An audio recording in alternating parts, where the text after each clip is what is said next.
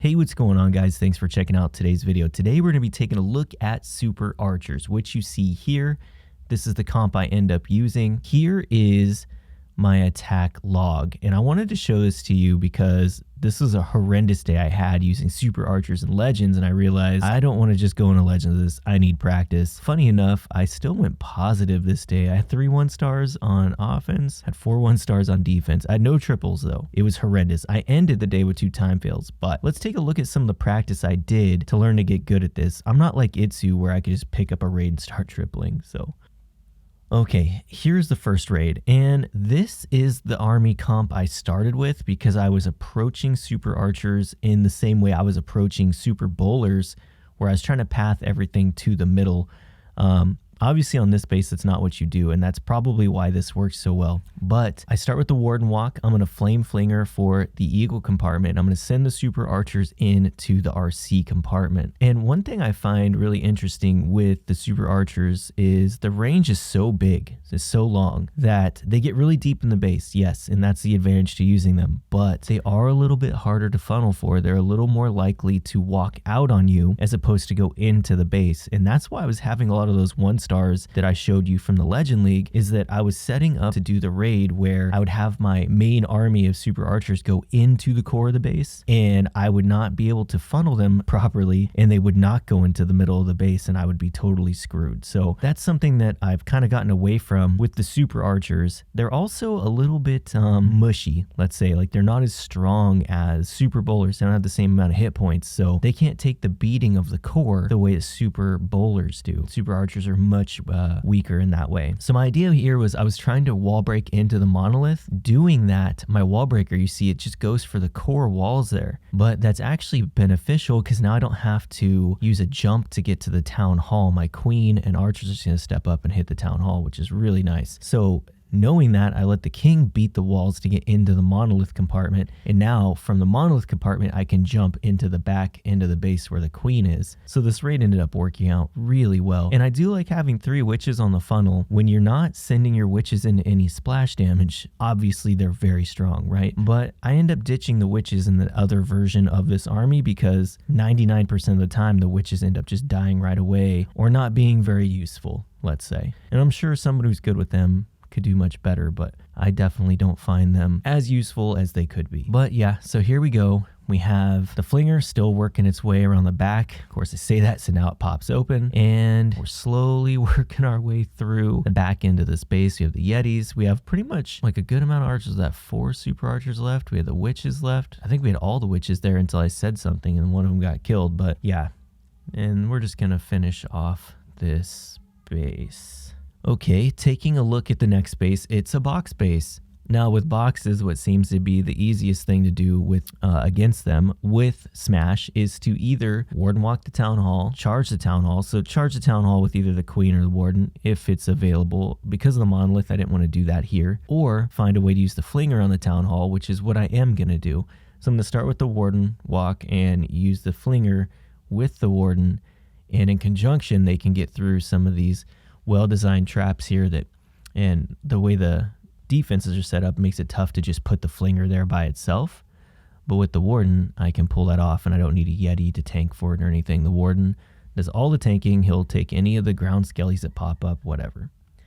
So that's what we do. We're going to have the Warden kind of cutting the funnel here, and then eventually I'm going to use my skeleton spell to activate the Town Hall if needed. And it's looking like it's going to be needed because there's no defenses close enough to the Town Hall for the splash from the flinger to activate it, which is something a lot of builders caught on to pretty early on in Town 14 when the flinger came out. They decided to, or they noticed that you can activate the Town Hall if you put defenses too close to it with just the splash from the flinger. So nobody really gives up that value anymore. Okay, so now we're going to pull our Warden over with the Queen. What do you know? There's a skelly trap there. And that's probably because people were flingering from that side. But anyway, so my idea here is I want to push my super archers in with my queen into the core because this has a big fat core. I'm going to use my king on the back end of the base Again, box bases typically on the eagle side or on like the opposite side of the town hall are going to be heavily trapped. So I'm going to send my RC with the king, and I'm going to use a rage because I know it's going to take that to get through the back end. Otherwise, the king is just going to die out super quick. So anyways, the archers and the queen are moving their way through the core. Here comes the RC with the king. I hit his ability, and I'm going to rage them both as soon as they get into that compartment, just to make sure we can get everything down in there. Because if that stuff stays up, the raid is just over. But here we go. Archers doing their long range damage, which is nice. I used the invis there because that inferno was just cooking my troops, and I really didn't want to lose as many archers I could keep alive. I wanted to keep them alive. Here we go. RC still working her way through the back end of the bows. Yetis are coming out. The thing is, I knew flingering into the town hall there, the flinger was only going to get limited value because the king was on that side with... Was the king on that side with the town hall? Well, I knew it wasn't going to get much. I knew that it would just pop open eventually and the Yetis would come out. But anyway, we just checking there on the corners for any extra buildings. Not that I had troops to get them, but just seeing if I'd fucked myself or not. Okay, let's look at another raid. Okay, so we're looking at an anti-3 hole in the core of the base, but that doesn't really help us much. I think I'm just going to ward and walk the town hall. I think that's the best thing to do here, and that is what I do. Okay, so going into this anti-3, I'm going to ward and walk the town hall, and I'm going to flinger the eagle. Not a lot of bases really give you this kind of value, but when you find it, you got to take it. So I'm going to go ahead and do that. There is an invis behind the town hall on this. Now, I think this is FCs, okay? I think the first time I hit this base, it had a poison behind the town hall, and I tried going through the monolith, and that didn't work because I couldn't path into the monolith properly, and I got like a 90% or a 95%, I think. But he changed it to invis on the town hall, and I wanted to show you this and tell you about this. It doesn't really matter if the invis is next to the town hall when you're warden walking, because yes, it's going to invis the town hall for a few seconds, right? But as long as there's buildings situated where you can still keep your warden walk going without your healers getting in range of the town hall inferno beams, you're fine. Also, there's not a whole lot of builders. There's one builder hut here, or two builder huts here.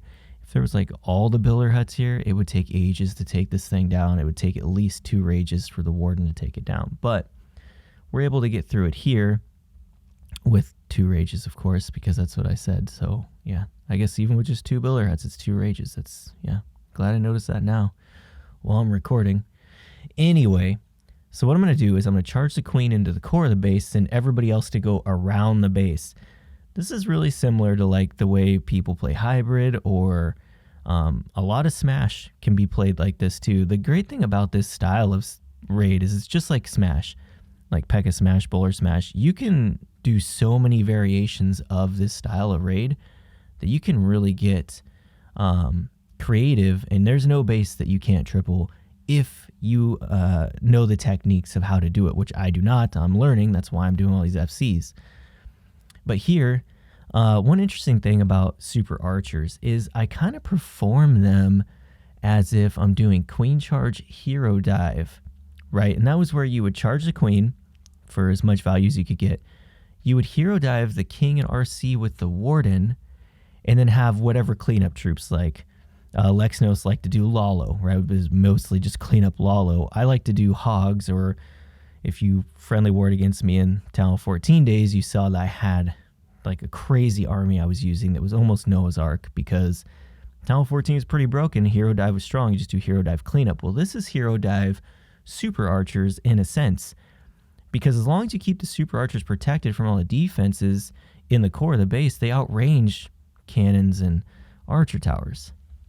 But anyway, you see here, this is a 3-star. Let's go ahead and look at another raid. Okay, we have an interesting looking, what is this?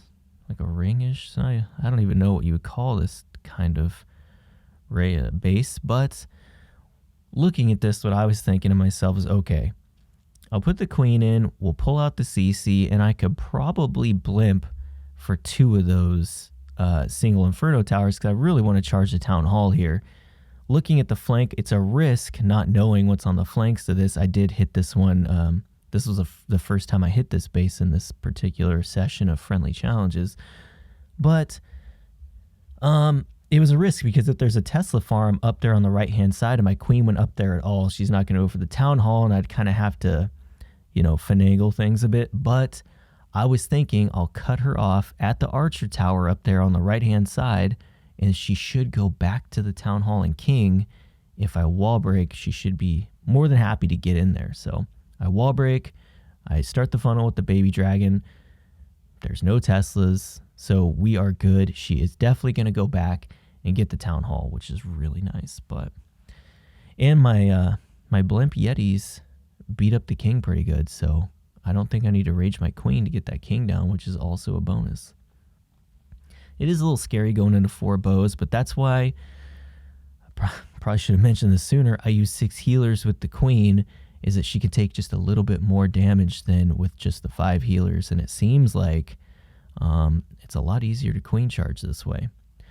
Anyways, I got the King, the Electro Titans, and the Archers coming in from the side to keep the queen in the middle of the base. I'm going to use the jump over the X-post for the queen to go through the core of the base, use everybody else to go around the rest of the outside of the base. And what I've got going on here too is I'm going to send the RC. I put the Skellies down to protect RC. I send the RC in. And again, this is the same thing I said last raid about the hero dive. I'm basically just trying to tank the defenses. Jesus, I can't talk. I'm just trying to tank defenses and protect my archers so that they can shoot everything else around my heroes. Now, the heroes do a ton of work on their own because they are absolute beasts, but the super archers outrange everything as long as you can protect them just a little bit.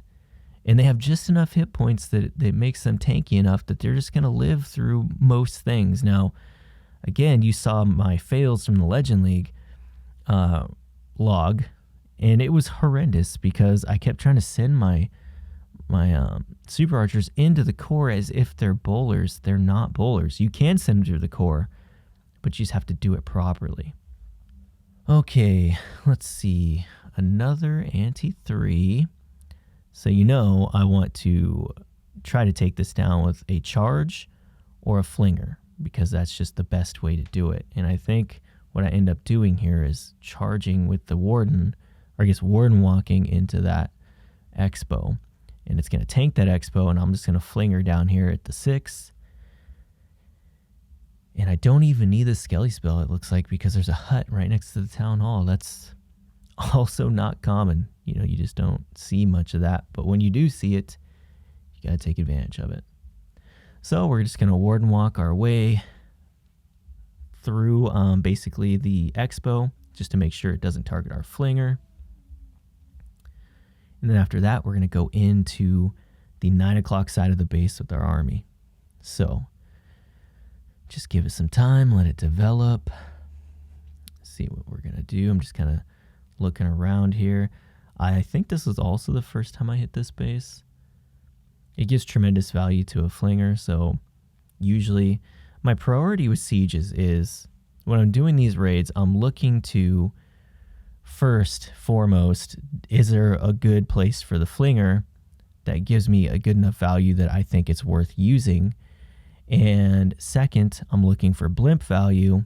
And then third, looking for the battle drill value. The battle drill is something not a lot of people have talked about, at least in my circles, but it's so powerful. It's so strong. I love that siege machine. I think if you can find a way or a reason to use it, it's worth it. It's just so good. I like using it with my hero dive, the King and RC. It's super tanky. It breaks walls. It just does a lot of work. And it goes for defenses. It's kind of like really similar to a miner. But anyway, we're cruising through the back end of the space. The queen kind of got fucked here, but I really tried to take that Inferno down, that single with balloons. They just wouldn't go there, and when they did, it was a mess. But anyways, I got my archers coming through the core of the base with the king kind of tanking for them, going around the outside. I used the jump to make sure the archers can follow him. And it's going to get a little dicey here. It's getting a little thin. I do still have a lot of archers, but I don't have much tanking for them, and they need time to work through defenses when they're not under rage. So my flinger does pop open. The Yetis are kind of just cleaning things up a little bit and also getting plowed by that monolith. But anyway, everybody's working their way through. I still have both Titans. Titans are great, and we all know how great they are for soaking up skellies and CCs and stuff like that, and just being absolute tanks. But yeah, so there we go. The monolith goes down, and that is another triple. Let's take a look at one more raid.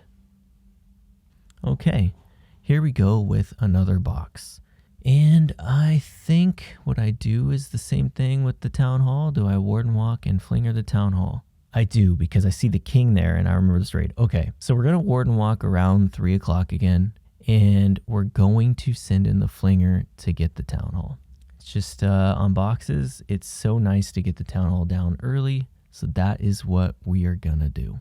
Working our way through the triple mortar, and then we put the flinger in for the warden statue. I was trying to save a rage here, but it was not going to happen. The warden was beating up my warden, it's crazy that the healers can't heal my warden enough that I don't have to rage him through just the enemy warden tower or statue. It's crazy. Anyway, so once that air defense goes down, we're going to send the queen to pull the warden outside of the base to go into the scattershot compartment. Here we go. I'm going to send the king and RC through the back end with the super archers this time, I think. Pretty sure. I think what happens is that's what I was trying to do, but I think the archers end up splitting in a weird way because of the CC, and they end up with the queen. Like you see here, I'm trying to get these archers to go with the king and the RC. I use the Titans to help funnel for the king. Here we go. Oh, that's what I did. So I think I misplaced that jump, and the jump allows the archers to kind of get in where the queen is at. Nope, I'm wrong. That must have been another raid that I probably failed because it's not in this video. The archers are following the king and the RC. This is perfect. This is exactly how I want this to go. Remember, I'm playing this like the hero dive a little bit. So I just want the archers to follow the Titans and the heroes, and the queen goes through the core of the base to kind of manage taking everything down through the core. That's why I give her the 6 healers, because I need her to be able to take a little bit more to the face than she normally would. And maybe you could get away with 5 healers, but I feel like with 5 healers, the queen is just too squishy. So with 6 healers, she's able to take the brunt of a lot of things. Now, the healer switch here, because I placed that jump very, very badly, the queen dies to the single because you can't reach it. And the healers actually come and tank for the RC, which was really clutch. And that was me just kind of looking at the corners to make sure there's no Teslas or trash buildings floating around. Unfortunately, the RC is not going to be able to get that single down. But look how many archers. I think we have all of our archers left. Maybe we lost 1.